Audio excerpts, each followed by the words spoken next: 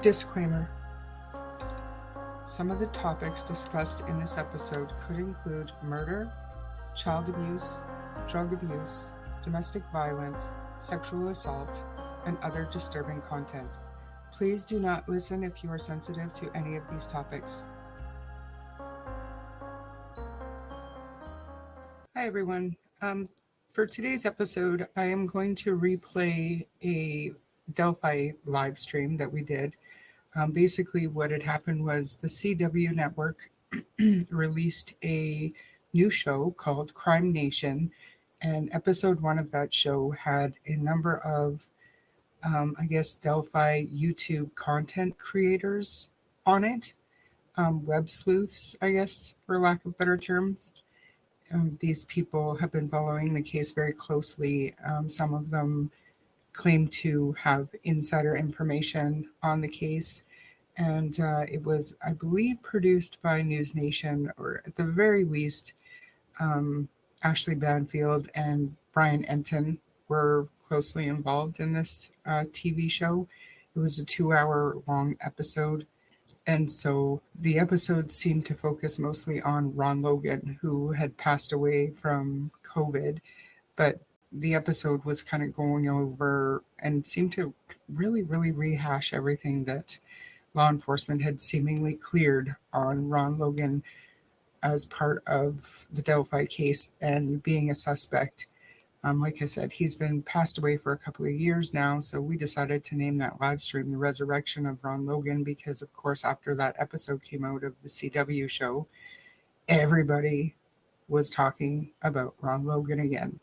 And we've kind of put that to bed. We've kind of put that to rest because it's not relevant anymore. But this show kind of brought it all up again. So anyways, this was a fairly long live stream. We actually went about close to 4 hours on it. I did do some editing and take some irrelevant things out.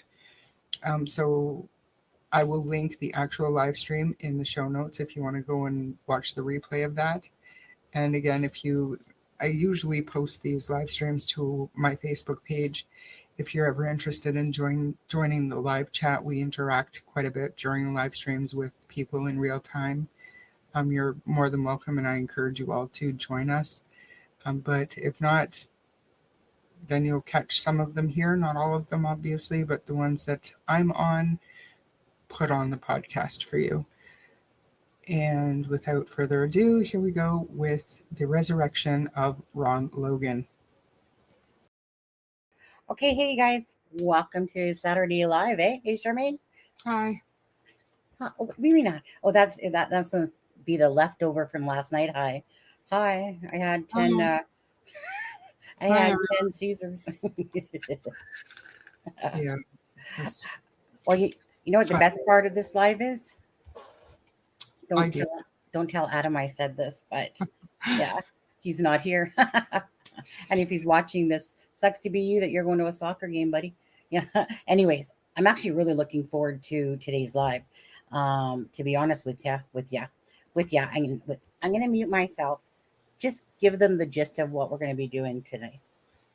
Okay, so as far as I understand it, we're going to be kind of going through the CW documentary, and I don't not a react, but more of a just sharing of information and thoughts. And then Sunny has some specific clips, I guess, that we're going to show and talk a little bit deeper about the resurrected narrative. I think we both maybe came up with the same thoughts and thought maybe it was a good idea to bring it up to you guys today. So because nobody seems to be talking about it. So oh yes, my Tom Webster Sleuther Vandross Detective Agency hoodie is by my side, as is my Ain't No Shame in My Rabbit Hole game. Okay, maybe a little. Tom, just know she's closer to me because she has on my Ice Queen hoodie. Just know that, okay? I'm closer to her heart. That's right. Yeah, I'm closer to her heart than you are. Just remember that as you sit in your recliner. Just saying. I'm going to mute myself again before it goes off. Or should we listen to another one? I feel like Tom needs to I don't know. I just feel like Tom needs to wake up too. So anyways, yes. So now, I went to go record like all of the CW thing today. It wasn't a planned thing. I only got about 25 minutes of it, to be honest with you, because then my VPN ran out, because I don't really use a VPN, and I have a free one called Tunnel Bear. And after I was sitting there, and I was like, you know what? I'm just gonna go hop back in bed as this thing's recording, right? And I'll take out the commercials, whatever, later. Then all of a sudden it just stops, right? Snuggling with the husband there, then it just stops. And I'm like, what do you mean I used up my free stuff already? No, I'm not going to pay 13 bucks, for something. To be honest with you, I need to get in touch with a VPN so I can promote their shit, because VPNs are actually quite useful things. So the VPN, Charmaine, being us Canadians, it allows us to actually go to that CW site. So normally as a Canadian, we can't get there. Okay. You try to, the site doesn't even load up. You use a VPN. I act like I'm in the United States, or I act like I'm in United Kingdom. But anyways, in this case, United States. Oh, hello. I'm an American all of a sudden, right? And so then it allows me to, of course, watch it. But yeah, so it kind of sucks sometimes, the whole Canadian little bit of stuff in there. VPNs, they are quite useful, right? Because they make it seem like you're somewhere else, and they, give you a different IP address and stuff like that, and it basically, stops those things from always tracking you and different stuff like that. It's kind of like being incognito times like steroid type of thing. But anyways, okay, so I put a bunch of clips together. And again, this was decided that we were going to do a live like a couple hours ago. So typically on Saturdays we would do a Canadian one, but I was like, I keep forgetting about that, to be honest with you, lately. But anyways, so then we were talking about the Nancy Grace episode, and we were talking about the CW thing. And again, our thoughts are pretty much the same. So in this particular live, feel free to say whatever your opinions are. Remember, just keep them respectful to anyone else, but you can vocalize yourself however you want when it comes to your own thoughts and opinions on whatever it is that you're passionate about or whatever. But just respect everybody else's thoughts as well. That's all we ask here. Okay. So we were talking about, like I said, that, and it was like, okay, like we were kind of thinking the same things anyway. So if you want to do a live, like screw Adam, right? We're going to do a live. And so, yeah, so the clips that I'm going to show, it's just some Ron Logan interviewee stuff. There's some things in there that I want to point out along the way. Then we'll get into some of that CW documentary, and then we'll get into some Nancy Gray stuff. And then I want to get into some pictures. Now, this title of the live was called The Ressurection, of Ron Logan. But I do want to say this for all those Ron Logan, passionate people that believe that Ron Logan is the BG and stuff like that. Like, I do understand why. I do. And I'll show you, like, as we talk about it, I'll show you why, but then we'll talk about why not as well. But it was at this very start of Delphi, he was definitely, with his clothes, with the hat, certain things, I could understand why people are still kind of on the whole Ron Logan thing. And I think, to me, I'm just going to say this before I play anything. I think, to me, that the defense went with the whole Odinism thing, because as much as Ron Logan could have been a good avenue to go down in certain ways, they didn't seem to find shit on him at all after all those months, right? Like, trust me, they probably went through, changed his underwear for him by the end of everything. And that's, I think, the big difference there, is that he would have been a viable path to go down for sure if they would have found something. That's why they wouldn't use that, to me, and why hence they went down with that Odin angle, because of those things that they could, bring in kind of differently and make sense of it. Whereas I don't think with Ron Logan, they didn't have nothing to make a case towards that, because they just didn't find stuff. But anyways, you guys, I'm going to play the clips. You guys all chat aside there as we play it. And like I said, they're just random. I didn't have time to go edit them out to the pieces that I just actually wanted. So we'll just watch it together. What else you guys got better to do on a Saturday afternoon, right? Right. That's what I thought you guys said. So let's do that. We're going to take down this and welcome you guys again to the live. Please hit that like button as well for Charmaine today. Okay. It's not for me. It's for specifically Charmaine. Okay. Or me too. Okay, fine. Okay. So let's do that. And I'll take us off the screen. But as we have gone into the investigation and have talked to other people, things are just not adding up. This afternoon, police searched the home of the man who owns the property where Delphi teens Libby German and Abby Williams were found last month. Now, police want to reiterate that this does not mean that Ron Logan is a suspect. Investigators are telling us, though, they are just following up leads to figure out if Logan is a suspect or should be ruled out. And we just got this statement from the attorney of property owner Ronald Logan. It reads in part, stated simply, Mr. Logan had no involvement in this heinous crime.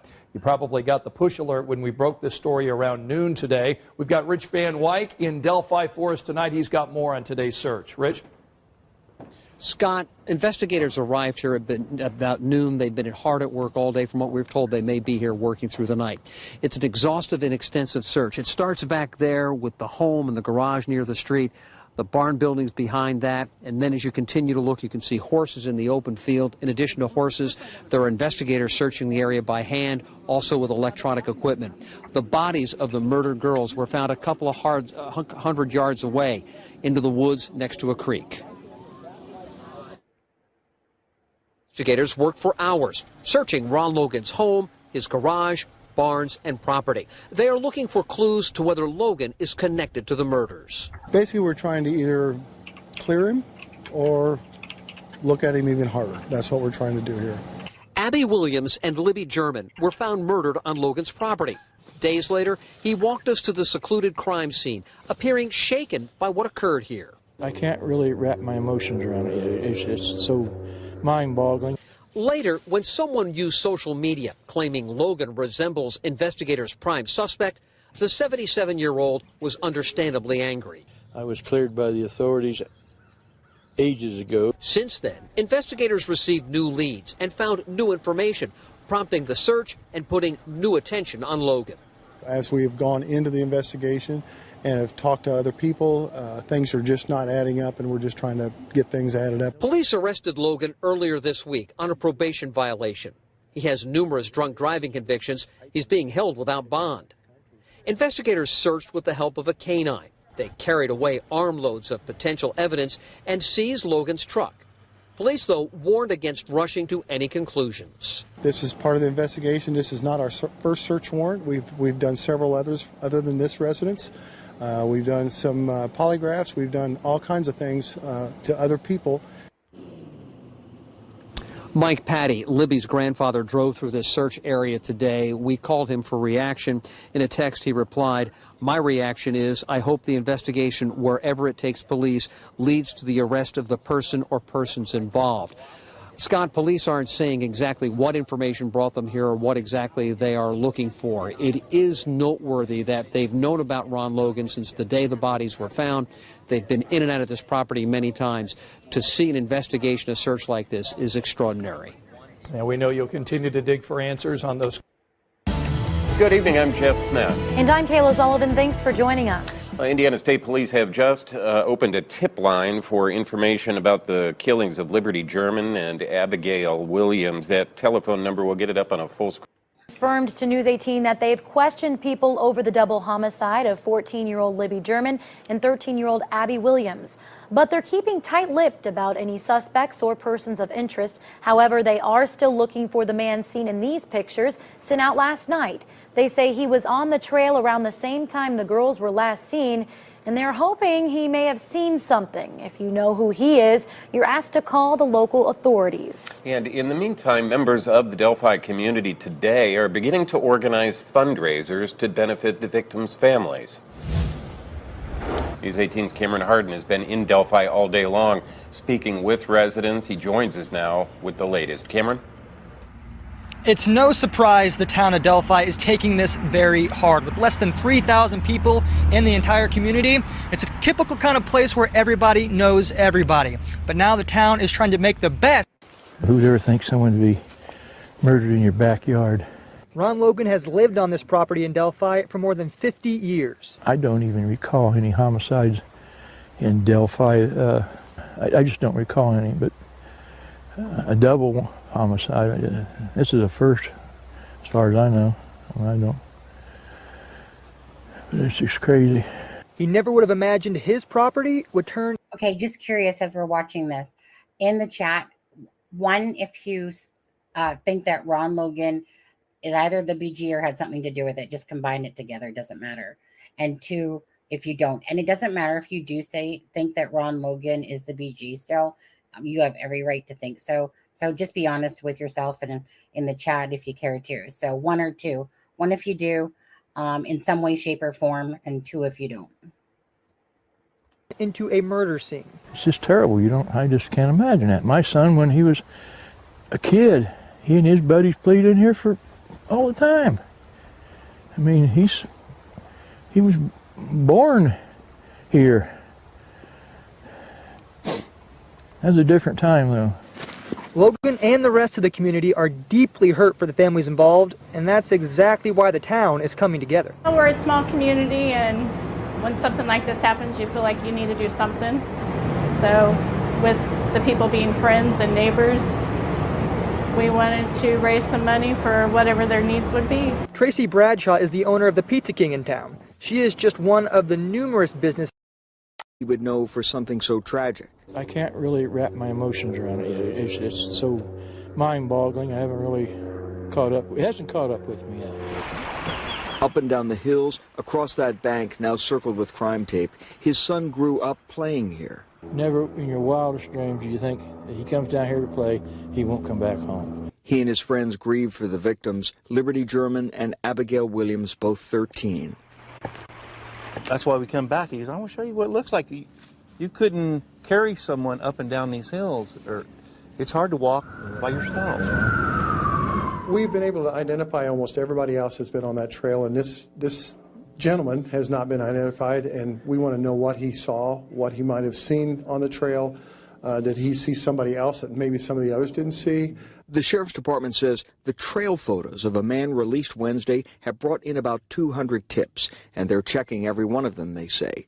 Police want to talk to the man because he was on the trail about the same time as the victims. I think they feel confident that we're going to get this guy or guys that were involved in this, and I think they're feeling confident that it's going to happen sooner than later. Back at the crime scene, hoping for answers. This place is never going to be the same. It'll never be the same, will it? Yeah. I mean, everybody will be. They'll be very vigilant now from here on out when they come down here. Early afternoon, divers joined the search for clues that could lead detectives to the girl's killer. The autopsies confirmed what everyone, including the teens. I was like, let me just stop and go right back there for a sec. So, just because you'll see that guy coming out with the dog. Could lead detectives so to the. This is on the 15th, okay? But in this one, I just wanted to point out the dog there coming back. Girl's killer. So that was it. The autopsies confirmed what everyone, including the teens' families, suspected and feared. I think they were in pretty much belief that it was their children.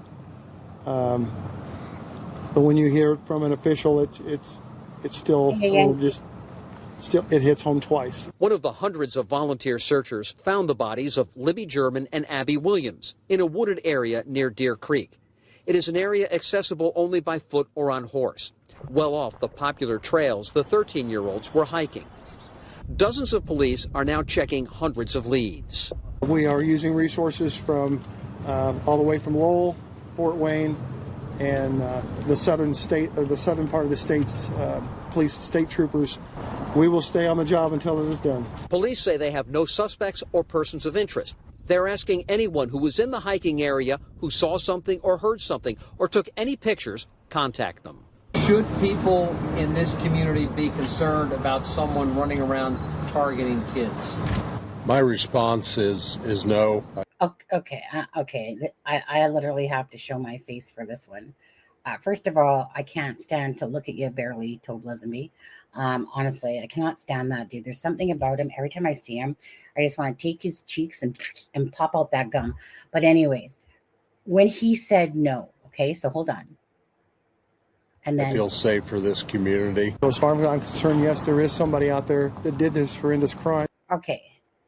So should the community be, worried? As far as I'm concerned, no.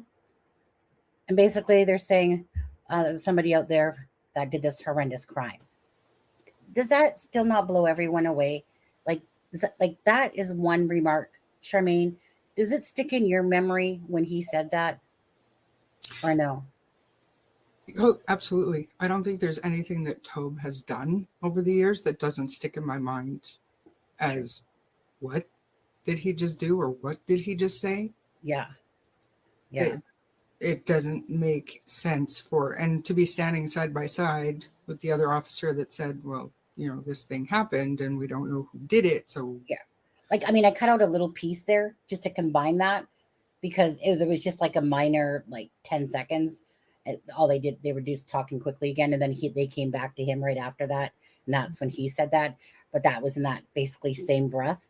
And I'm just when I seen that again, it makes my skin crawl when someone literally, we're talking about a small town of 3,000. They have no idea who this person is. They're claiming that. Should anyone be worried? In my opinion, no. Yeah.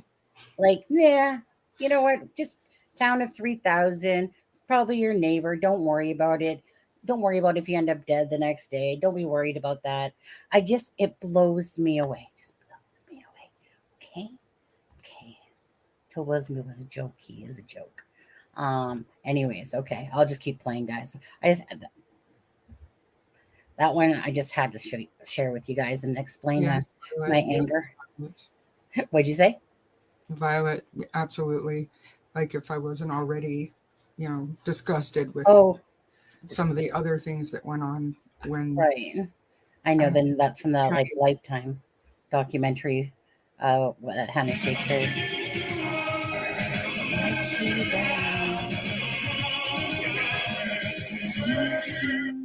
Well, thank you. You weren't here when Charmaine gave out 10 gifts or gift memberships about 20 minutes ago there, were you?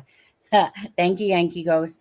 I knew you loved me more than Teresa. Shh, don't tell Teresa. Don't tell Tom either that you don't. Yeah, okay. Or Aspen or anybody else. Anyways, I'll keep playing, you guys. Thanks so much, Yankee Ghost. I like that name, actually.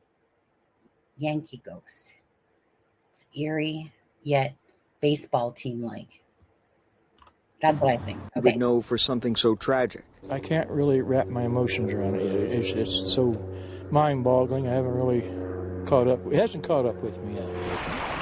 Up and down the hills, across that bank now circled with crime tape, his son grew up playing here. Never in the wildest dreams do you think that he comes down here to play, he won't come back home. He and his friends grieve for the victims, Liberty German and Abigail Williams, both 13.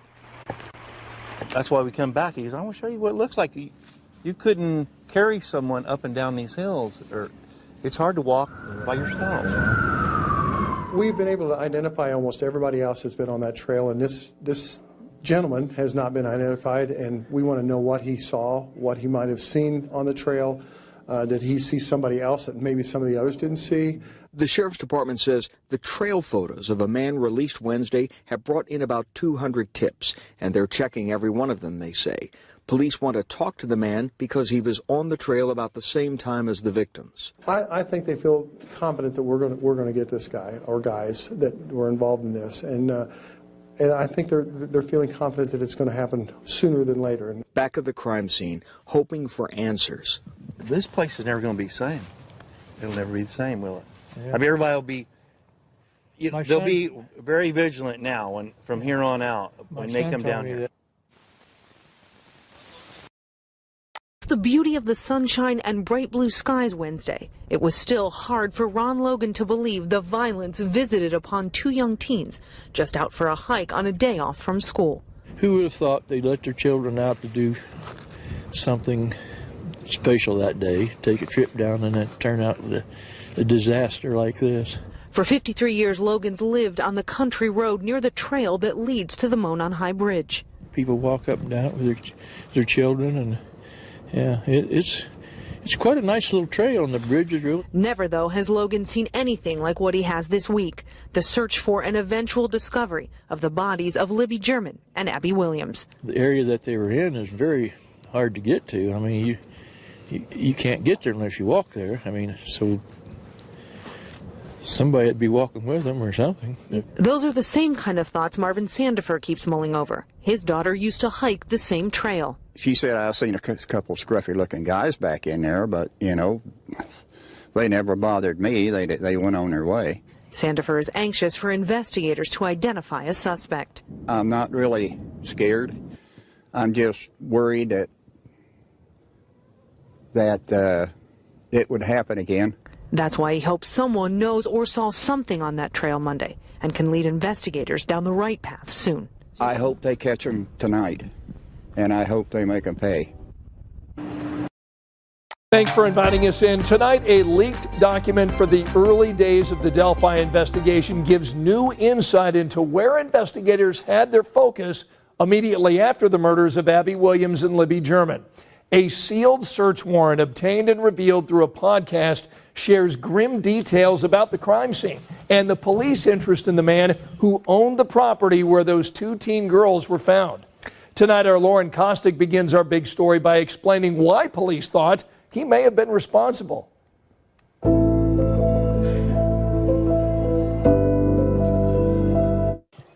Well, this is the home and property that is mentioned in this latest leaked document. It was home to Ronald Logan before he passed away in 2020. And it's also where police found the bodies of Abby and Libby more than 5 years ago. And even though this document is from 2017, it's giving new details that were never released before. Back in March 2017, 13 News was there when FBI searched Logan's property.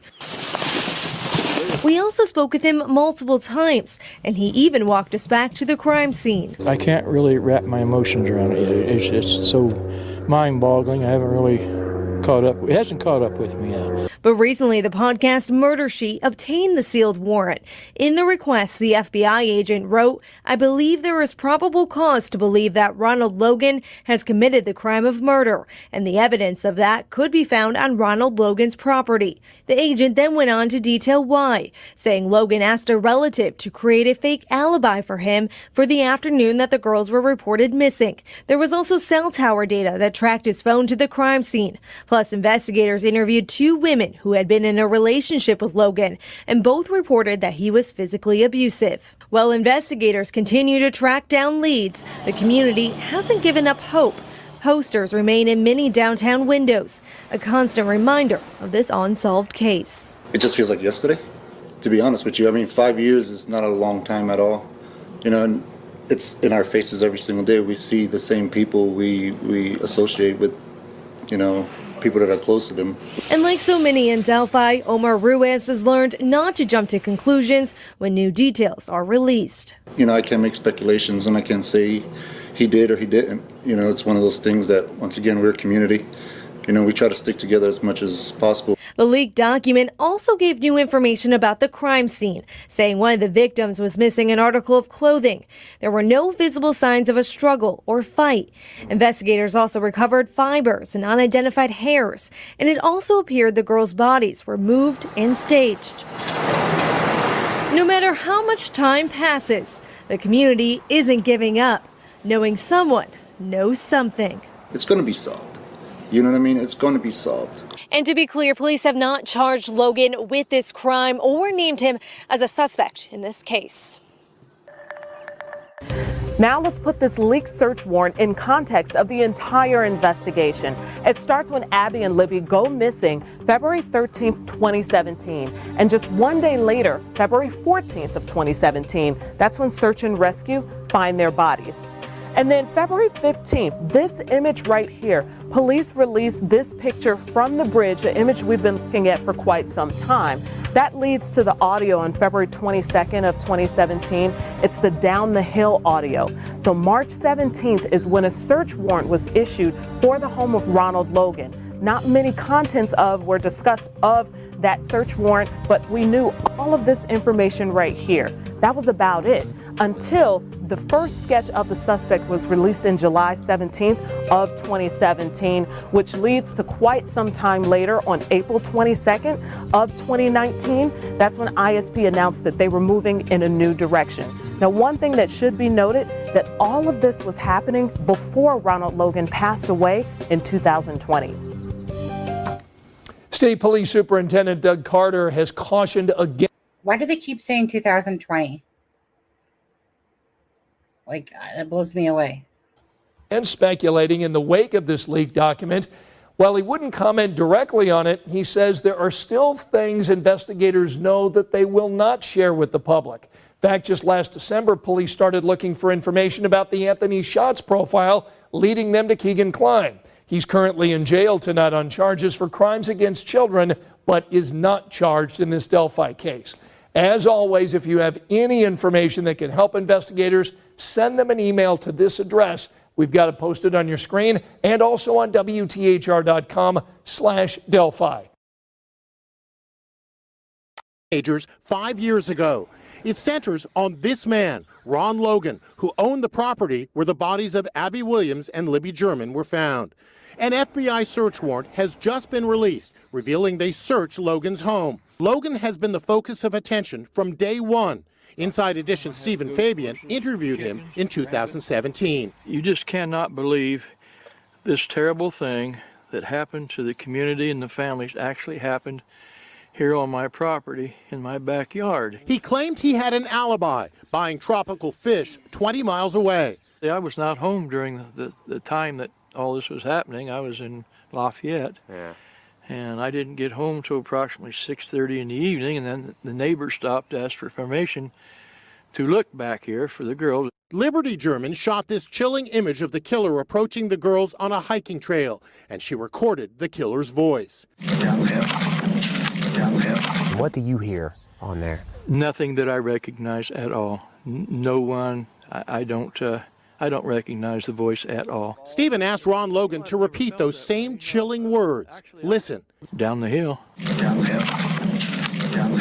The newly revealed search warrant says Ron Logan's voice was not inconsistent with that of the person in the video. And that image of the suspect, the warrant declares Logan's physical build is consistent with the suspect. Logan had his own take. The picture is of such poor quality, it doesn't look like anyone I've ever seen. We spoke to Anya Kane and Kevin Greenlee of the true crime podcast Murder Sheet. They obtained the warrant. I'm not necessarily convinced that Ron Logan was involved in this. Some of the circumstantial evidence against him is intriguing and should absolutely be looked at. Logan is now dead, reportedly of COVID. He was never charged in the case, and it is unclear whether he was ever considered an official suspect.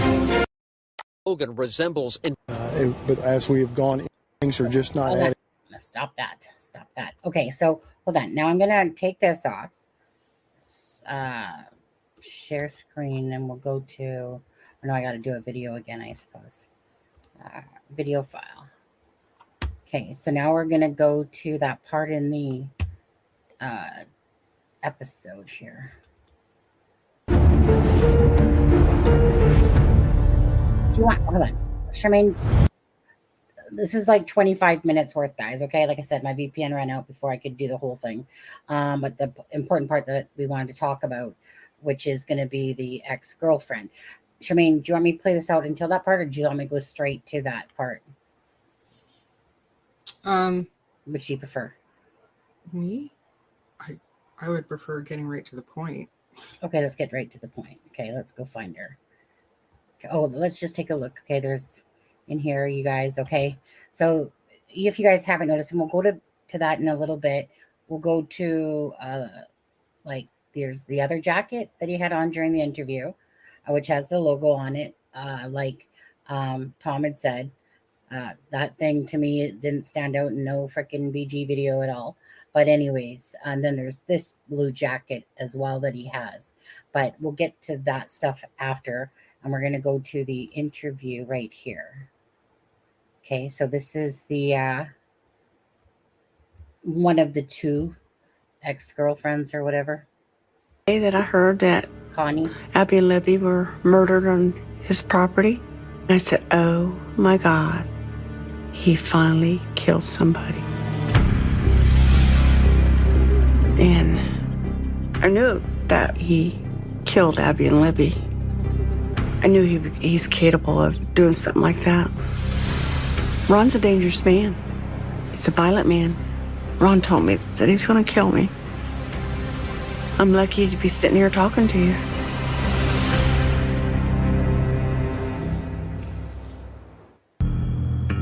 I met Ron Logan at a bar here in Delphi. I was probably around 22, 23. So do you want me just to play it out, or did you want to say anything there, or just play it out? Just play it out, see if anybody else comes up with any. He smiled. We talked about horses. I had horses, and he had horses, and we struck up a relationship. Ron's property was right next to Monon High Bridge. He had some pasture, he had some goats, and the horses. I moved in with him for a while, and it didn't really work out very well. He was controlling with me. Had to keep the house tidy and couldn't lay down on the couch. It just had to be the way he wanted it. But he wanted me there. It goes a little bit further than me in his life. I'm pretty much a sex tool. She looks freaking 70. Like, she was 77. 40. Yeah, we can stop. I'm 54. I was going to say, I wonder how old we look. I don't know where that came from. We're talking like 50 years ago that relationship was. But we're going to get to that in a minute.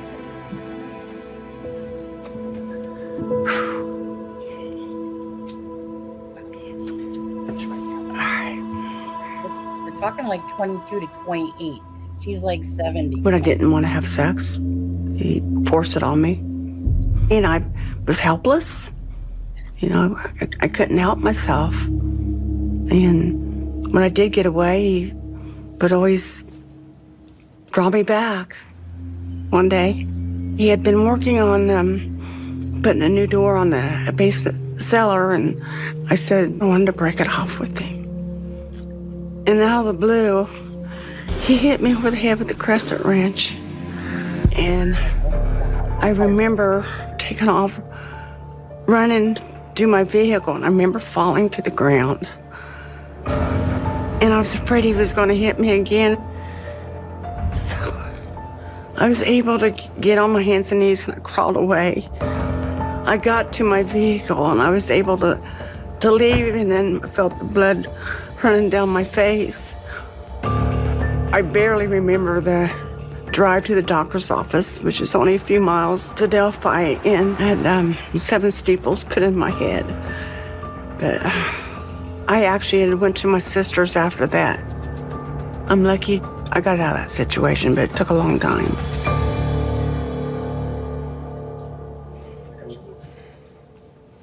I remember him from the Inside Edition. Liberty German shot this chilling image of the killer approaching the girls on a hiking trail, and she recorded the killer's voice. What do you hear on there? Nothing that I recognize at all. No one. I don't recognize the voice at all. Wow. That's your voice. And I heard that voice down the hill. Thousands of times. It's Ron Logan saying, down the hill. And I called the tip line. Connie came forward with the story that she told the FBI, and they were clearly interested, and there was just something sketchy about Ron Logan. Ron was known to drive without a license in that community. You know, he was out on parole for these drunk driving offenses. On the day Libby and Abby were killed, Ron has this like very strange alibi. He says he was driving with his cousin to Lafayette, Indiana. It's about an hour round trip drive to buy tropical fish. Ironically, this tropical fish run is claimed to have happened the exact time Abby and Libby were abducted and killed. So this alibi was supported by Mr. Logan's cousin. When he was questioned by investigators, he said he didn't even see Ron Logan that day. And that's what led to Ron Logan becoming a suspect. I talked to 2 FBI agents for a good hour. I had told him about his violent tendencies and what he had done to me. I said, this is who killed Abby and Libby. This is... Okay, so that's going to be where it ends anyway. We'll just leave her with that piece. I just want to say first, I'd like to commend Connie for coming forward with her information, and it's more than obvious that she's still very traumatized by what Ron Logan did to her. Oh, yeah. And we want to say that before we get into. Yeah, absolutely. I'm from domestic violence, so when I heard about that that she's saying that he cracked her over the head with a wrench, like what a monster, seriously. There's nothing I don't like Ron Logan as a person whatsoever. We've heard enough about Ron Logan that he has this really mean, vicious side about him, controlling, abusive, that type of side, right? Reminds me of my first ex, especially controlling, abusive, and that's all I see with him. So anyone that can relate to domestic violence absolutely knows, how horrible you feel hearing that. So absolutely for that part. Now, in saying that, go ahead, Charmaine. We were talking about a couple things. Me and you, you said something and I was like, thinking the exact same thing, just like on the Nancy Grace thing as well.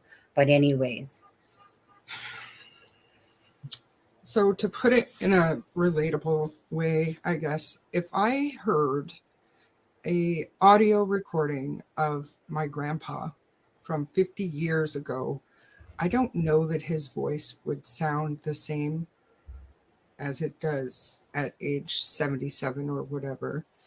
I don't know how somebody can say that's him, because I would recognize the voice of my 28 to 30-year-old boyfriend 50 years ago anywhere, even though we've been, I don't know, did Ron Logan smoke? Did he ever have, any kind of sore throat? Or do you know what I'm saying? Our voices change as we age. And I just don't know how she can say definitively that is Ron Logan saying down the hill, even though she had been separated from him for 50 years or more. It's not that I don't believe it. I believe that she's so traumatized and that's his land, and she put 2 and 2 together based on her own personal trauma. And I'm not saying that she's lying or anything like that, but I'm saying I don't think that she believes it. And it bothers me that we're not rocket scientists here, and it bothers me that the mainstream media that produces a documentary like this put in there, absolutely, they let her say that this was when I was 22, 23 years old, but then they didn't connect that dot for the masses they were putting out. And this is exactly what I talk about all the time, about spreading your theory or a certain narrative as fact, or editing to further a certain narrative, and it's irresponsible in my opinion. Yeah, this seemed to be a very one-sided thing. Now, I did watch it twice. Now I do have to laugh. I do have to laugh still. I know people have already pointed this out, but it does make you laugh that while he was buying tropical fish, Richard Allen is saying that he's looking at fish. Come on, right? Yeah.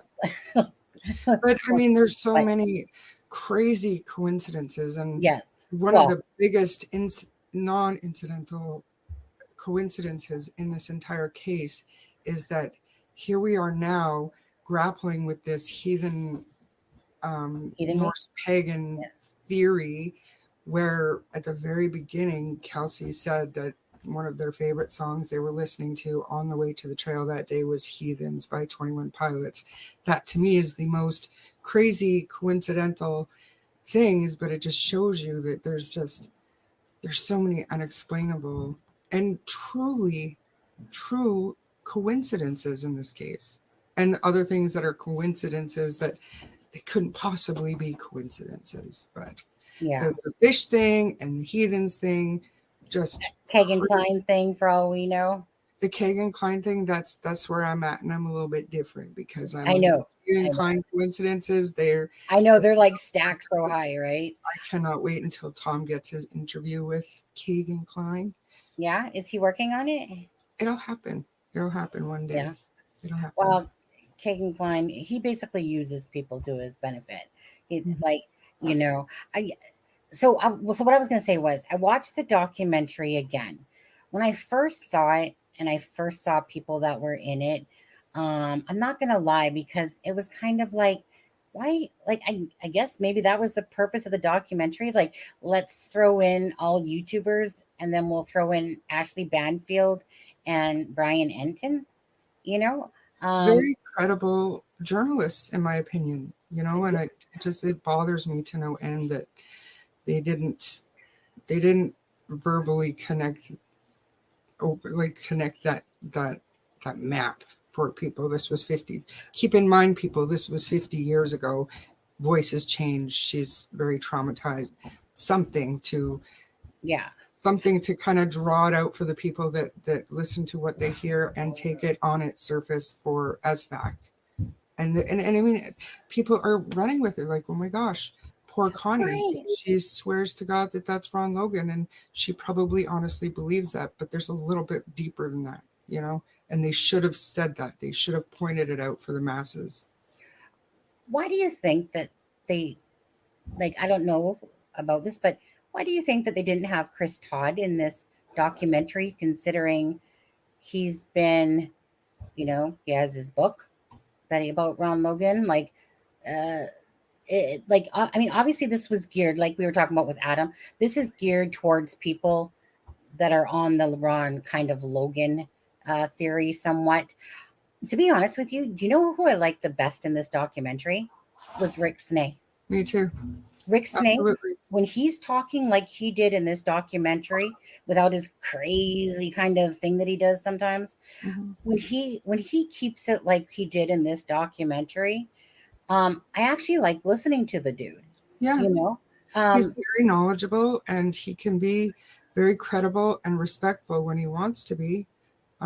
We get more comfortable. Obviously, he's comfortable with his audience, but I don't think that he was pretending to be something that he's not on the documentary. But I think he came across as very respectful and very knowledgeable, and it's just when he comes across like that, I can handle listening to him. But when he goes on like these constant little tangents sometimes, you know, and that crazy kind of Snake comes out, I'm just like, dude, like you're kind of like screwballs are loose there and stuff like that.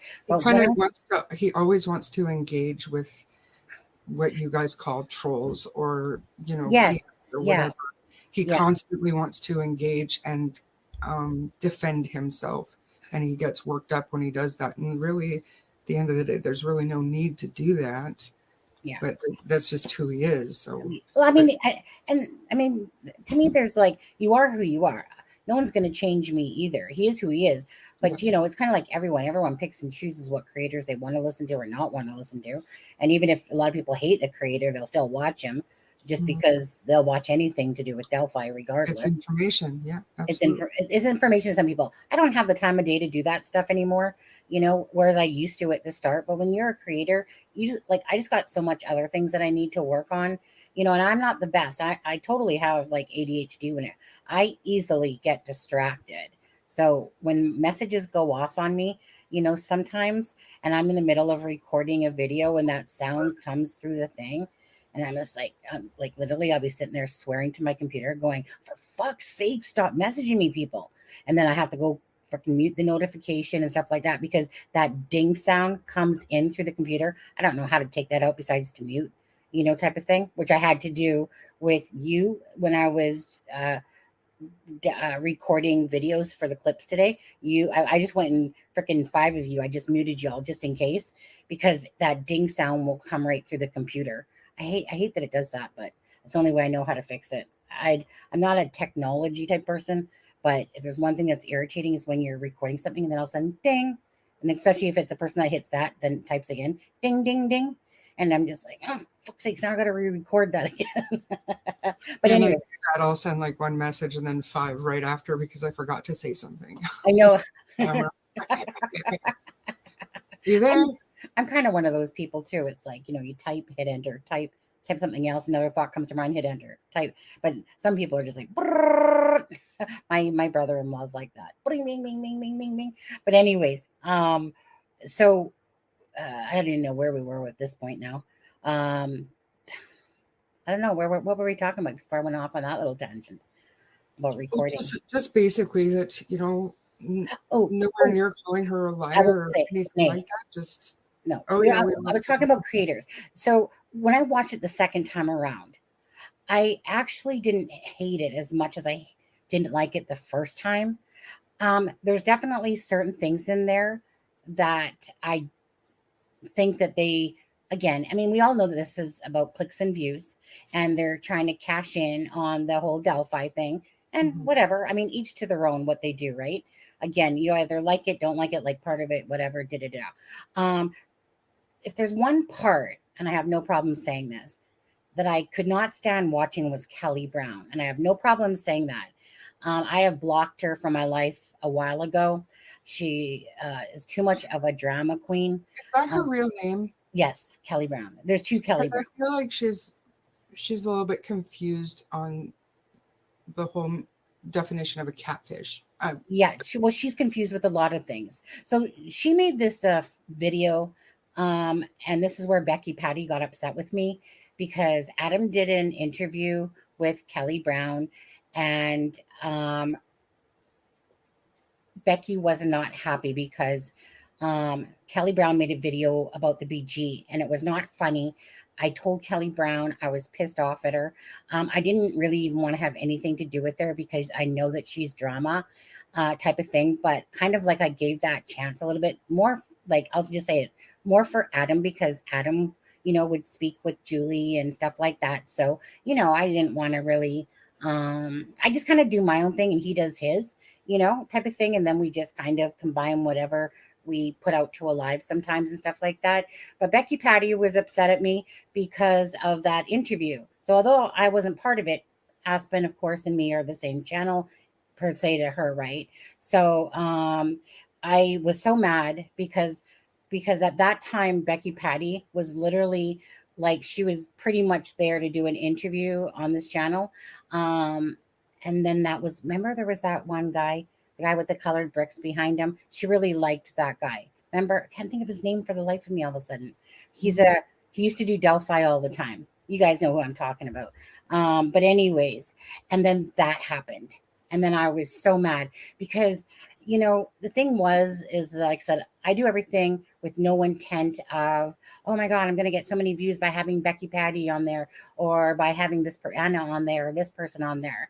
It's done always with the most genuine thing. So I was livid that Becky was upset. I didn't even know about I didn't even know about these videos, right? I didn't even know about these videos. And then it was shared to me that this BG one, she was basically, it was so repulsive and so ridiculous. Now, I guess there was more. Becky actually shared them with me. And to be honest with you, I really didn't even listen to the other ones, even though she shared them with me. After listening to the one that she already put out, it was like, I was so disgusted. And basically I just turn around and I'm like, get the fuck out of my life. I'm done with you. boom, boom, boom, boom, boom. So when I saw her in here, even though, trust me, I mean, I know she's around.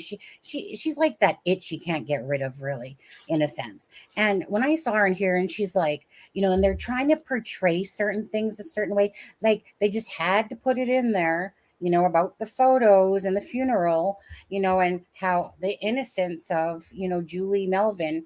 And I don't know enough about that to know. I just know what Kelly Brown has said about it and blah, blah, blah. And Kelly Brown pretty much said that, yes, like her friend or something took the pictures and, whoever. I mean, to me, it's just a bunch of liars lying all the time. But when she said that her catfishing, that the police actually used some of her information, what did they use? When you were being a hoe or when you were being a ho-ho? Like, what did they use for the child part of this? And she was just sitting there all proud, like in that documentary, like, I mean, and they used my information. Shut up. Like, shut the front. So anyways, her part in this whole documentary, because I think Rick Snay said it best, there's crossing lines and boundaries.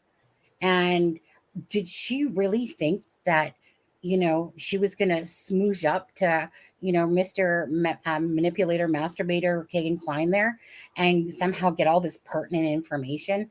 She got a letter and stuff like that. Like, okay, that whatever, like, hey, that's what she wanted to do, whatever. Did I respect that? No, not really. Like, I mean, it's not, like I wouldn't sit there and be smoozing up like that. And I don't know. I just think it was like crossing that line. But hey, whatever her boundaries are and however people see her, that's on her, type of thing. I felt it very, I don't know. I don't even know what you guys all think about that stuff, but that's the part that I just honestly didn't like in there. Don't sit there and try to portray, like as if that you guys were like these best detectives trying to, slither on in to Kagan Klein's, life and then like, like, let me just clear up that those pictures had nothing to do with me and stuff like that. So when it just felt like when somebody has to justify and that's how it was kind of put in there. I know that they didn't do the editing and stuff like that, but I just felt like some of that stuff was like what was the purpose of that, really? Just, it was almost like someone trying to clear up their justifications. And it's like, did Kelly and Julie ask for them to put that stuff in there because they're tired of being accused of, I don't know. Other than that, it's very like salacious information that the public doesn't have a lot of knowledge about. So I understand, but it's a shame that they went that direction with it. And Julie, I've watched her on other channels and her own.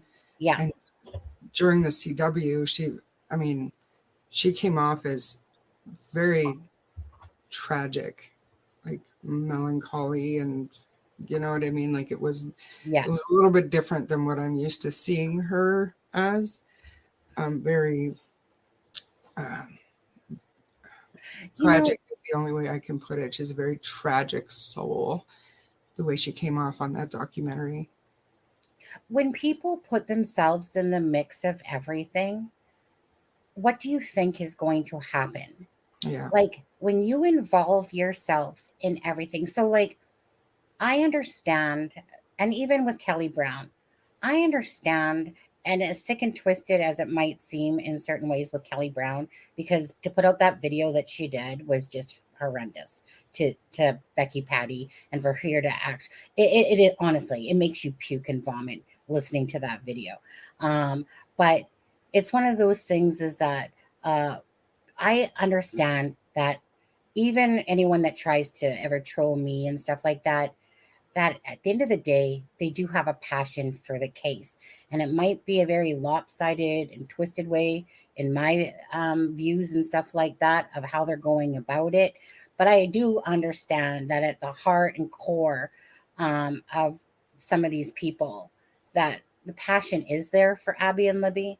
It's just that when you stick your nose into everything and involve yourself into everything, and then when you and like Julie and Kelly Brown are like this, right? Mm-hmm. And so, like I said, it's like, it's almost like they make fools of themselves. Kelly, Yeah. more so. But when you put yourself in the middle of everything, what do you expect to happen? You just cause yourself drama.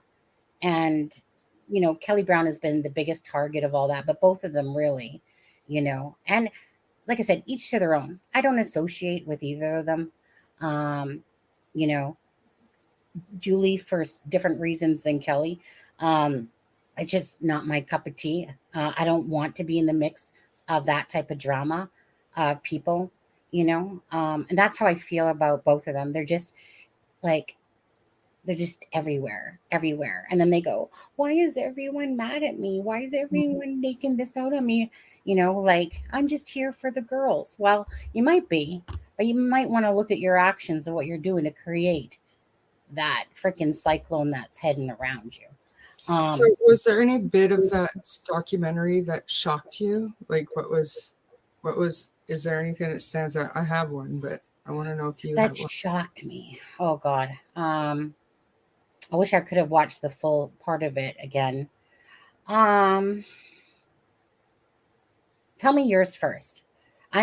My head keeps going back to Snowburger there, but Mine was, it wasn't something that I didn't know, but I was really surprised to hear Ashley Banfield come out and say that law enforcement told them point blank oh right, that we right. got their training after the murders.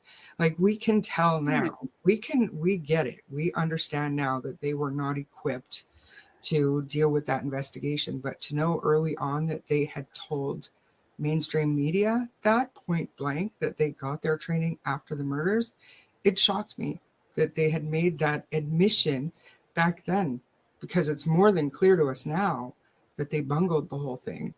But that stuck with me through the whole documentary. I was like, wow, I can't believe that law enforcement owned that. So see, and that one didn't shock me. it didn't shock me that they got the training up. That's not, I was shocked that they acknowledged that to the Okay, yeah. because it seems like in Delphi it's loose lip sink ships, but because it just reminds me, for me, of that small town mentality, like everyone knows everyone, and type of thing. And it's like you tell the person, I don't know, it just seems like that if it was the bigger city, I doubt that they would have given them that information. But for me, in small towns, it doesn't sit there and shock me for that. So it's kind of like, I get what you're saying, that you're amazed that they actually said it. I don't, and I guess it's just because nothing really shocks me with Delphi at all. When it comes, like, there's very little that actually shocks me. But because there's a lot, like, look at David Erskine, right? Like, talking and stuff like that, right? Putting out those texts, and then those texts get out to the thing. And so it just reminds me, like, everyone's kind of talking to somebody. Look at Barbara McDonald saying that people close to the investigation, right? So Disappointing. It's so disappointing. Like, I've been following. I remember I was trying to think, okay, when exactly did I start following this case? And I remember hearing about it like early on. And I'm pretty sure it was Inside Edition, but it was back when they were calling this the Snapchat murders.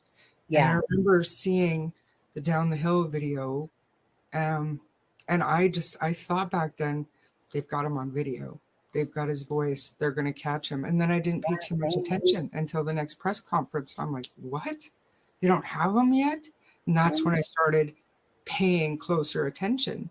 So and Chad is really coming up with some really good comments and thoughts about that documentary. And I can't, like, Veronica and Violet Dragon, Miranda, like, everything you guys have said up a little bit further before you straight off a bit, it's all very...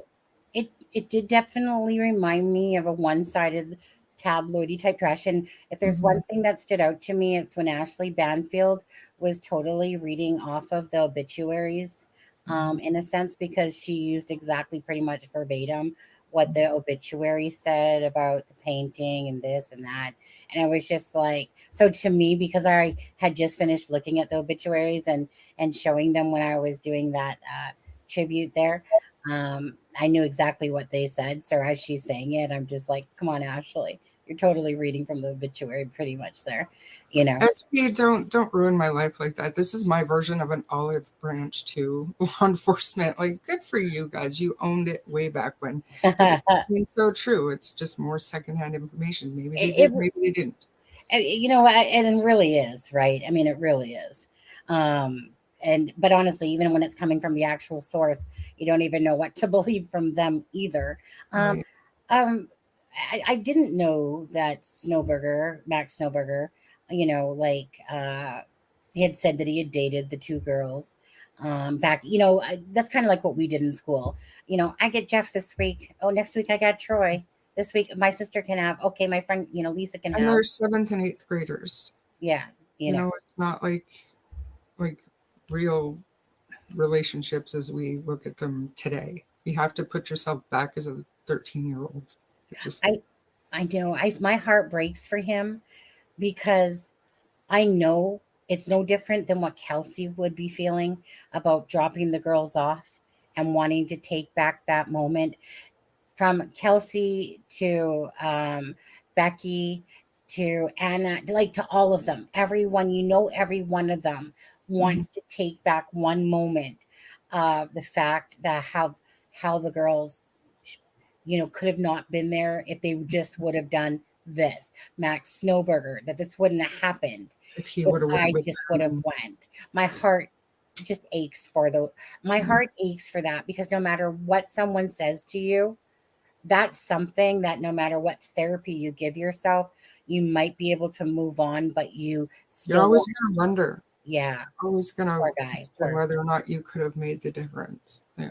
You know, absolutely. Okay. So what I want to share now quickly is I want to go over this. So again, this is kind of like, you know, like for the people. And again, if you guys are Ron Logan believers that he's the BG and that's your thing, well, again, bottom line is, well, I mean, he's dead. Okay. He's not going to be coming out of the grave saying yes. Unless, of course, we truly resurrect him, to be honest with you. And I agree actually with Anna, who said this earlier. Just because someone's dead doesn't mean that you can't talk about them in a sense. Meaning, in this particular case, Ron Logan, like, rest in peace, dude, wherever you are, up or down, one of the two. But that doesn't mean to me that you have to like. I don't play those type of games. You know, I try to be respectful, of course, of people when it comes to stuff like that. But it's not going to mean like I can't say something. Now let me see here. So I want to go to here.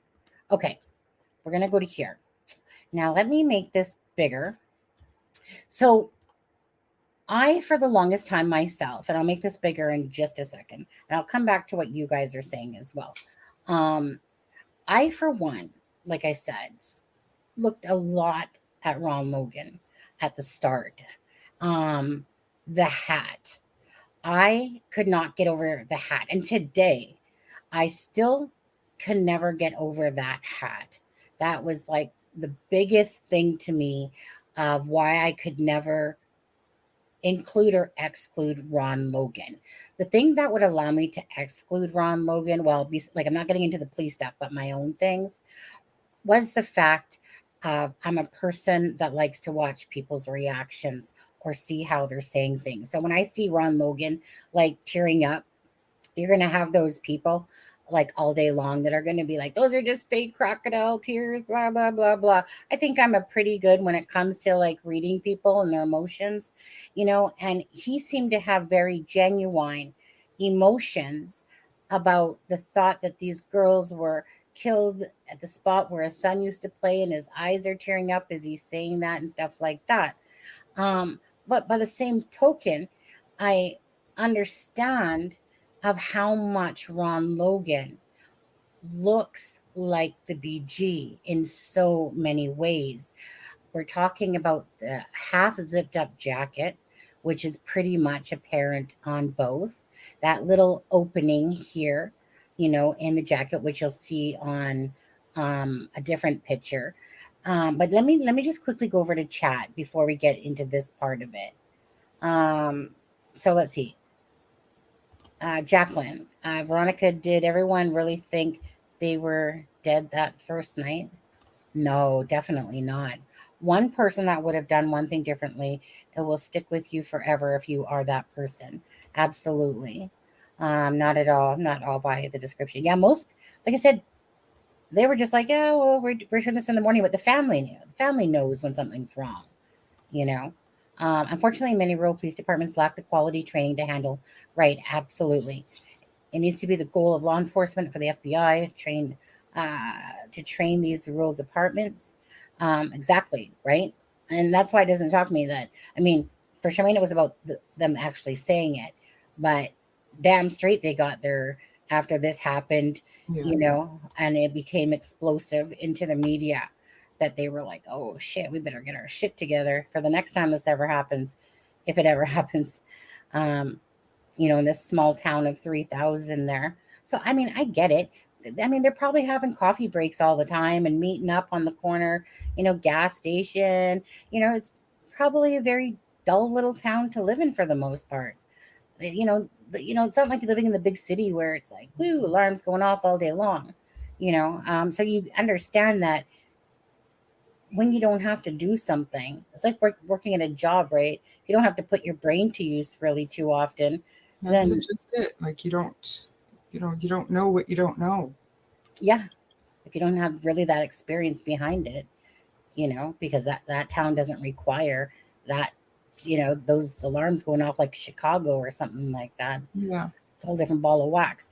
So I actually feel deeply sorry for Ron Logan's son and the rest of his family to have his name dragged through the mud and just disrespected. Thanks, Miranda. BG has very small feet. Violet Dragon. When they leaked the search warrant, more people looked at Ron.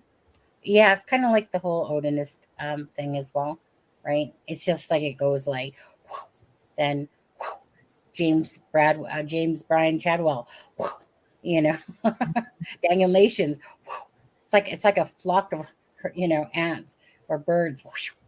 I think the community was very naive and never would have believed that the girls were gone the first night. I think they truly believe. I think that I think in their heart of hearts, family for sure knew that something's amiss, but they didn't know what. They would have I think they never. thought that there was an accident. One of the girls were hurt, and Yeah, that's probably what I would have thought too. Like, that was the gist of it. Yeah, that one of them was hurt and they couldn't get help somehow. You know, the phone had died. Who knows? But yeah, that's exactly it. They no, not one person. I don't. Well, maybe one person, but most people would not have jumped to the conclusion that they were murdered for sure. I thought a week or so before that murder that Logan's house was broken into and maybe they took his jacket. Well, that's what I was thinking for the longest time. I'm like, who? Okay. I'm like, Garrett Kurtz, like, did you break into that guy's house and grab his hat and stuff like that? Because I was convinced it's not Ron Logan, but that hat is identical. Like, I spent a lot of time looking at that freaking hat myself. That's actually one of the biggest things that I think what's his name? Jason Jensen and, you mm, know, Chris Todd, because that hat, when we come back to these pictures, I'll show you. The only reason they even looked at Ron Logan was because the girls were found on his property, you know, and let's just put two and two together.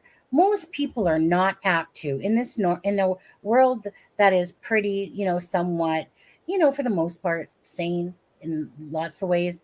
Most people don't go, you know what? I'm just going to kill two girls. I'm going to leave them at the end of my yard yeah. and I'm going to make up a fake alibi but lie, and I'm going to do all this stuff, you know, but yet I'm the one that actually went and killed those two girls, you know. I mean, he did say too that he didn't like heights, like you wouldn't catch him going over that bridge as well. I mean, those are his words, granted. And yes, he's agile because he's a farmer, you know. He keeps himself in pretty darn good shape there, you know. So that's quite the little. I'd be huffing and puffing after 5 steps nowadays. Like, Yeah. seriously, you'd have to like drag me up by a horse to get me up that hill the rest of the way. Honestly, I'm not gonna lie. But it's one of those things. Is like, again, I just go back to there's a lot of understanding of why people still think that Ron Logan is the BG. Yeah. But anyways, we'll get back in. So let me just go over to these pictures. I'm gonna take. Well, Charmaine, do me a favor. Talk amongst yourself with these people for a second, if you could. I just need to go get a drink of water, just because I'm really thirsty from talking too much. You totally went off on a tangent there that I never followed that aspect of it. Like Oh, Garrett. no, just see what they're saying in chat, and then I'll come back to these pictures here. Okay. Okay. All right. Thank you. Okay. Hi, Steffa. Okay, toss her out. Troll. Whew. Oh, Steffa? No, she's not a troll. The hat is what most Midwestern. And somebody said earlier that the expert towards the end of that documentary, what was she, a forensic psychologist maybe? I can't remember, but she was an expert. She had come to the conclusion that she would put all three, Richard Allen, Ron Logan, and who was the third one? I'm not sure, but she would put all three of those suspects to the side. I don't think she went all the way to say she would rule them out, but she doesn't think any one of them fit this crime because of the age and lack of similar criminal history. With Richard Allen, it was if 40-something-year-old man gets arrested for this, that's not out of the question. But usually you would expect to find some kind of history of being interested in young girls somewhere in his electronic footprint, I guess. And there was just nothing like that. So that was a really good point that I remember reading earlier, and I meant to say something. And then I couldn't cross the bridge. I couldn't cross the bridge. No way. Who's your favorite psychic, little gambler? That's right. We have no idea what type of behavior Richard Allen has had in the past. We don't know what they found, if anything, on his electronic devices. I like to think that because in that memo they said that they hadn't had a chance to review all of the discovery, and they've had more discovery since. Could it be that they just hadn't got to that part yet? Or do you know what I'm saying? Like maybe there was that information in discovery and they just hadn't seen it yet. That's possible, Rick Astley. I think one of the girls was meant to get trafficked or brought to Ron Logan property, and something went wrong. I put my money on Klein, Logan, Allen. Oh, that's the other one, Kagan Klein. Are all involved one way or another. I mean, I have a hard time with the Ron Logan being involved for many reasons, but a really good point that was also brought up earlier is why would he allow them to be found on his property? That doesn't make sense. If they're going to take time to move, pose, stage, whatever, why wouldn't they do that off of his own property? It doesn't, he's not a criminal mastermind, obviously. So I don't know. It just doesn't make sense. The dots don't connect for me there. They don't, but so let's get it back into this quickly, and then we'll go over to the do you want to go over to the Nancy I was gonna say Nancy Drew mystery thing over there? All right, Nancy Grace. Did you want to? I don't want to cast shade on Miss Grace at all. No, not it's about important. I think it's all important to talk about. Yeah. So I put this, like I said, we only decided a few hours back that we were going to do a live, but I can understand why there's this holdup with Ron Logan, and I do, but then again, when you look at the pictures and you look at a blue jacket and you're looking at this hat, but let me make it bigger on screen for you guys. Actually, let me do it this way. So we'll take us off so you guys can see that better. Okay, so in this one, I'm just really giving you guys the sense of, BG and Ron Logan. I mean, granted, there's a very similar body structure going on, not the size. And I really hate it when people say that BG is 5'4" when he's really 5'6". Even his own lawyer said 5'6". Richard Allen is like 5'6". Okay. I mean, probably at his highest, to be honest with you. But Ron Logan is like, I think he's just over 6 foot there, and a huge difference.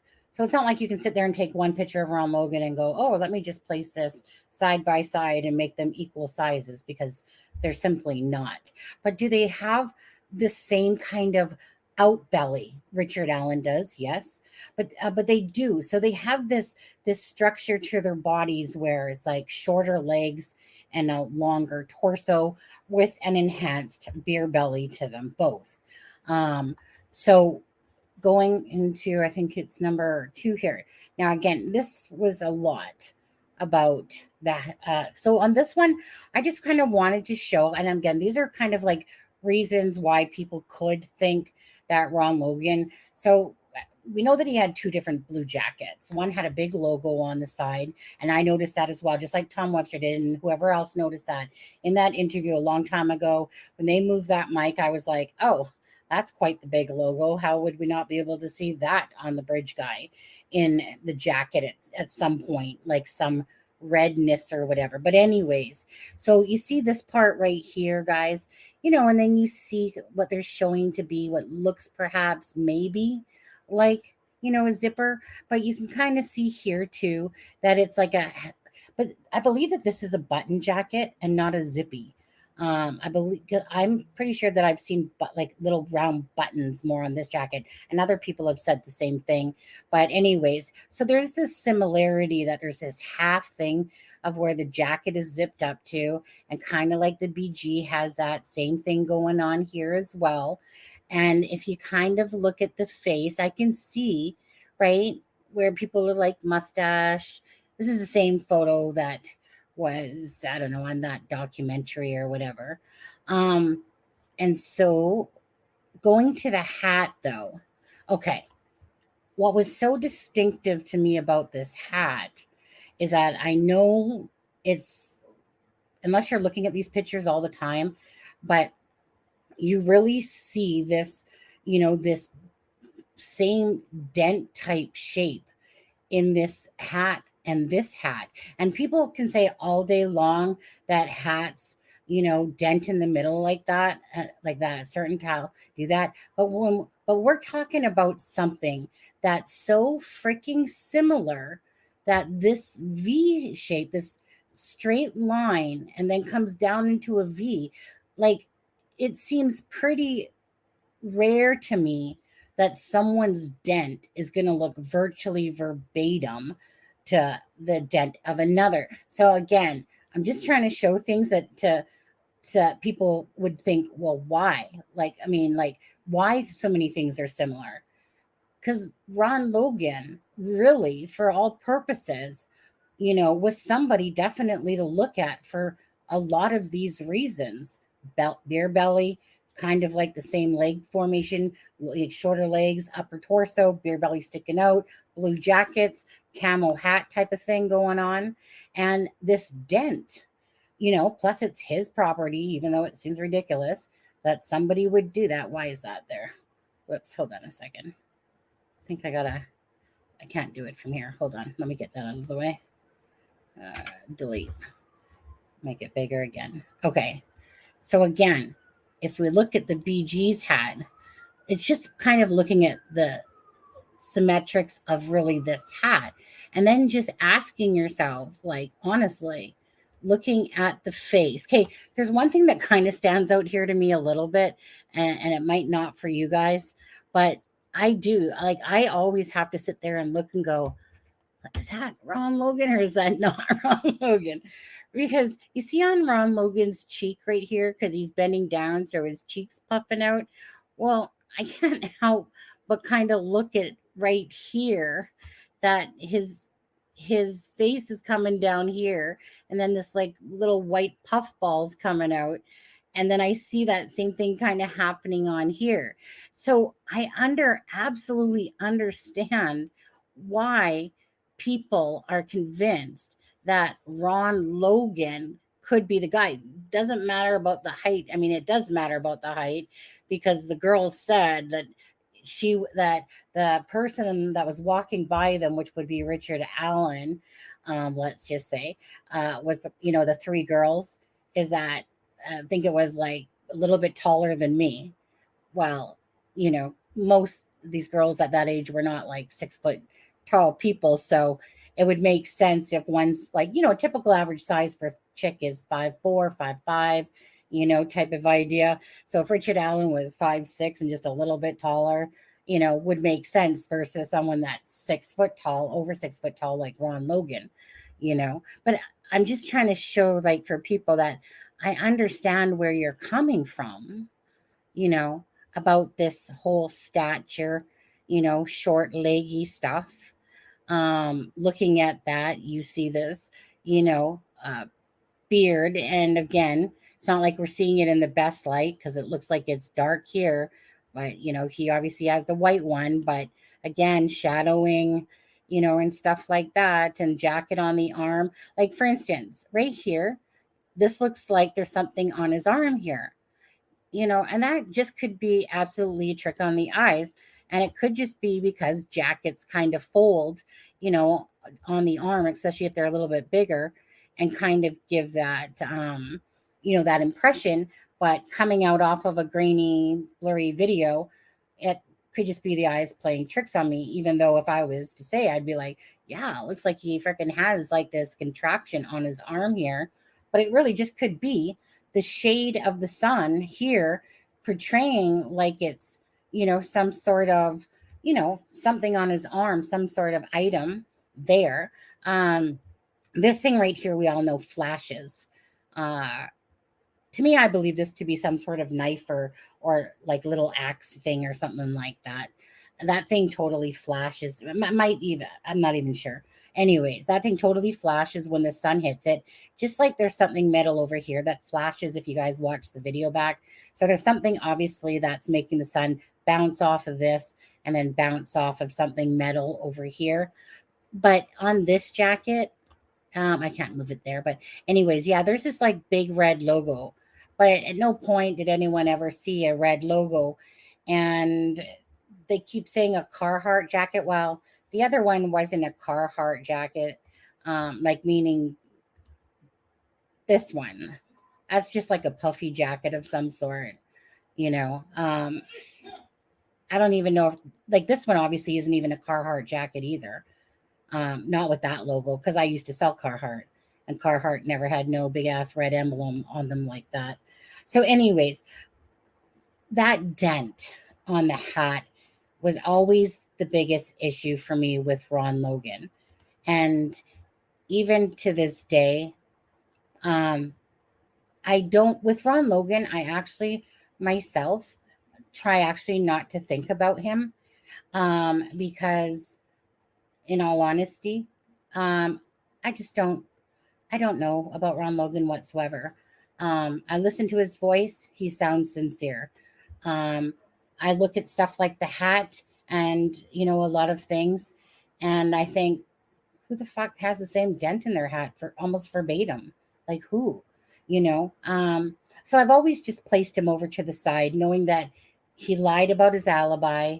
He's not a good person, but I never knew where exactly to place him. And so I just always put him to the side. I never ever excluded him or included him because of the hat, because of that darn hat, and some similarities, but mostly it was just because of the hat, because it felt like for me, someone can tell me all day long that a dent can happen in the hat just the same way. I just find it ironic that a dent can look that similar with that same type of groove and cut to it. But the rim in the BG comes off more like this, like as if somebody, when they bend their hat, versus say Ron Logan's. But anyways, those were just my reasons of similarities about why it was hard. So then we get back to, well, if they dug into Ron Logan for all those months and they couldn't find shit on his computers, they couldn't find anything to attach him to the girls, I think that says an abundance. And I think it says an abundance why the defense didn't go down that route, because it was easier to go, well, not probably easier, to be honest, but it was easier to take that angle of Odinism and the information there and create this other different path, because I just don't think that the Ron Logan to them was viable, and at all. And so, don't you think though, like realistically, who's going to kill someone on their own property and then sit there and leave them down there? Like, you know what I mean? It doesn't make sense.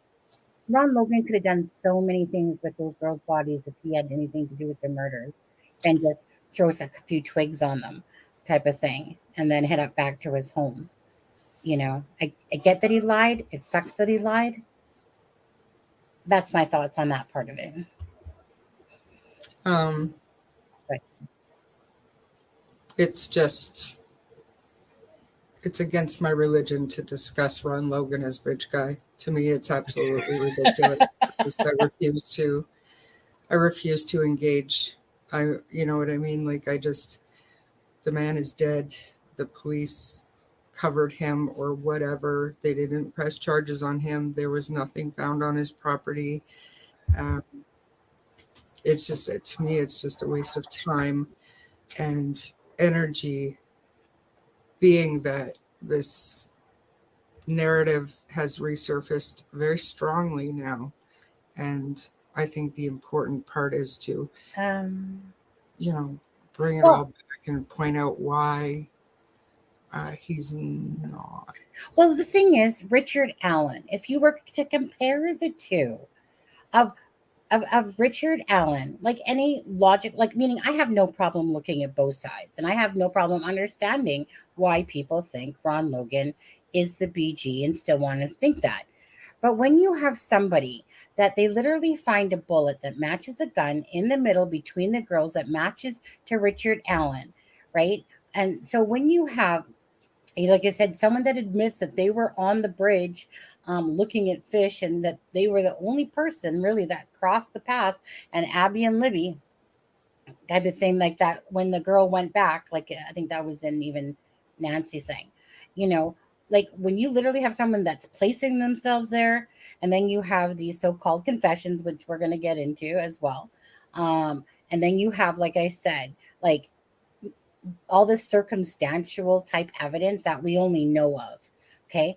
I mean, we all know that, I think it was Navelius that someone was comparing. I think it was Dr. Howdy yesterday. The defense is only going to put into something what they want, right? They're going to portray it in their story-like way, so that you see it, that once you've read that kind of like Odinistic thing, that you're going to be like, so there was no electronic stuff, there was no this, there was no that, because that's how they're portraying it, in a light that's going to get their defendant off. No way are they going to put in anything there. They're not going to put in one iota of information. They're going to omit information because it's to their benefit to not, like, what. Of course they're going to omit information because they're trying to sell you a story for the defense, because that's their job. So they're not going to list everything. If they did, then their story wouldn't look so shining to them now, would it? So it's just, so that there's stuff definitely that's omitted from there that would be more beneficial to the prosecution side. So when it comes to that whole defense stuff, to me, you take it with a grain of salt of what they put in there to be as best as accurate and true as they think it is, or their perception. But they're not going to put in stuff there that's going to go against Richard Allen, So I just sent you something because I came across it. I was going through our podcast edits a couple of weeks ago. I don't know if Tom is still here, but I sent it to him when I came across it. It just struck me as funny. There's some talk in chat about the voice and how Ron Logan's voice doesn't match. Does Rick Allen's voice match? We don't know. But we can say so many different things about who matches the voice. And so on September 18th, when that Frank's memo came out, my podcast, we did an episode, obviously. And one of the parts that we edited out was Brad Holder, something that my daughter had found. And it was an edit, and I found it funny. And the reason why I did is because the edit was actually, we saved it just as Tom Webster. That was the title of it. But the voice that she found, it was striking that day. Looking back at everything now, it's not, it's not as suspect because now we know more about where Brad Holder was that day. Yeah. But if you want to play that, just to kind of show the similarities in the voice. Okay. He actually posted one of his TikToks on his page, so I'll be able to hear his voice. I need to just Got a new thing Down the hill. down the hill, it's called a mocha pot. down the hill. Can't really hear it. Screen record that shit so I can send it to Tom Webster. Oh, there goes. Oh, fuck. So I got a new thing. It's called a mocha pot. Yummy. Good stuff. I'm like, I got a mocha pot. Just the voice just kind of sounded. he actually similar. posted one of his TikToks on his page, so I'll be able to hear his voice. I need to just Got a new thing. Down the hill. down the hill, It's called a mocha pot. down Got the a hill. mocha pot.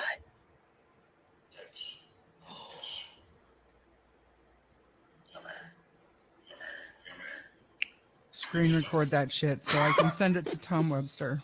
Oh, there goes. Oh, I thought you literally said that to me, and I'm like, what for? You can just send him that yourself. New thing. No, I already sent this to him, but we edited that out. The clip was cut, like we saved it, and the clip was named Tom Webster on my computer, and I was like, what the heck is this? And I listened to it, and I just kind of broke out laughing because that day it was like, oh my God, who is this Brad Holder guy? And of course, my daughter, being who she is, right away went on his TikTok and everything else and found voice similarities or whatever. And then that was just I don't know. I found it amusing, but I did send it to Tom. But that's just to show everybody that Ron Logan's voice is nowhere near as close to a match as Brad Holder's is. And I'm not an Odinist follower or believer and nothing like that. I think it's one of those things because I played with the voice multiple times myself. And I think it's one of those things. It's kind of like, I think like myself and kind of like, kind of like Connie there. You believe what you want to believe. That's right. We hear what we want to hear. Yeah. So this seems like a really good place to stop for part one. Like I said, this is over 3 hours long, this entire live stream. It was originally over 4 hours long, but I edited it. But even with editing, it was still over 3 hours. So we're going to stop here. And in our next episode, it'll be part 2 of the resurrection of Ron Logan. So thank you for listening. If you enjoyed this episode, please subscribe to the podcast and share with your friends. If you don't mind giving us a 5-star rating, it will help our show grow. You can also find us on Facebook, TikTok, and Instagram at True Crime Story Podcast, where the discussion can continue. If you wish to contact us, you may do so via email at truecrimestorypod@gmail.com. Remember to send in your podcast episodes, case suggestions, or requests. Thank you so much for listening and supporting the show. I'm Bree. And I'm Cher. And we'll see you in the next chapter.